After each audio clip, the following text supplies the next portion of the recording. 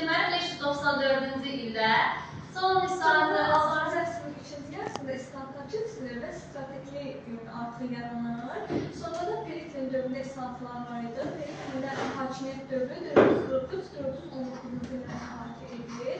Onun strateji dövründə Afgan demokratikliyi öz ən birinci demokratik dövlət edir. Amma bir dənə islahatı yadımızda çıxartdıq. Çünki ən birinci islahat deyəndə hansını qeyd edəcək? Drakon islahatını qeyd edəcək. Ay sağ olun, eradan əvvəl 7-ci əsrdə Drakon islahatı. İndi gəlin bir-bir islahatları təhlil edək. 3 dənə islahatdır və bu 3 islahatı hər hansı birindən soruşulur. Məsələn, Drakon islahatından başlayaq.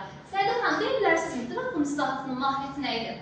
Deməli, eradan əvvəl 621-ci ildə qəbul olunub. Burada əsas aristokratların onların xeyrinə idi. Yəni, yuxarı təbəqəni müdafiə edir Drakon islahatları. Bunları belə qanla yazılmış adlandırırdılar. Niyə qanla yazılmış adlandırılırdı? Çünki ikinci adı deyirik ki, bu Drakon qanunlarına qanla yazılmış. Niyə Drakon qanunlarına yazılmış? Çünki hər xırda cəza ölüm hükmü ilə. Ay sağ olun, bəli.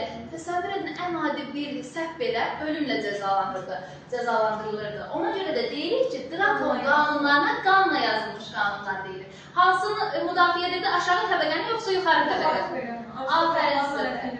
Bəs yaxşı, son islahatı ilə bağlı siz izah qeyd edin. Son islahatında nə deyəcək? Drakon qanunlarından sonra aristokratlarla demoslar arasında mübarizə daha da kəskinləşir. Aristokratiyanın nümayəndəsi olan Solon bəzi islahatlar keçirməyə başlayır. Bu münasibəti yumşaltmaq məqsədi ilə. Solon islahatlarının mahiyyəti nədən ibarət idi? Solon borc daşına görə qul olunan, yəni borcunu ödəyə bilməyən Borca görə qula çevriləndə. Afinalıları azad olunmasını irəli sürür. Həmçinin bundan sonraki dövrdə Afinalıların borca görə qul olunmasını qadağan edir. Həmçinin də bu islahatlar aristokratiyanın iqtisadi gücünü sarsıtmasına gətirir.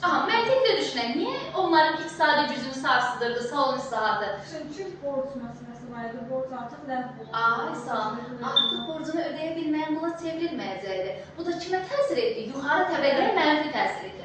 Amma Ləman xanım, deyirik Solon islahatının mənfi tərəfləri də var idi.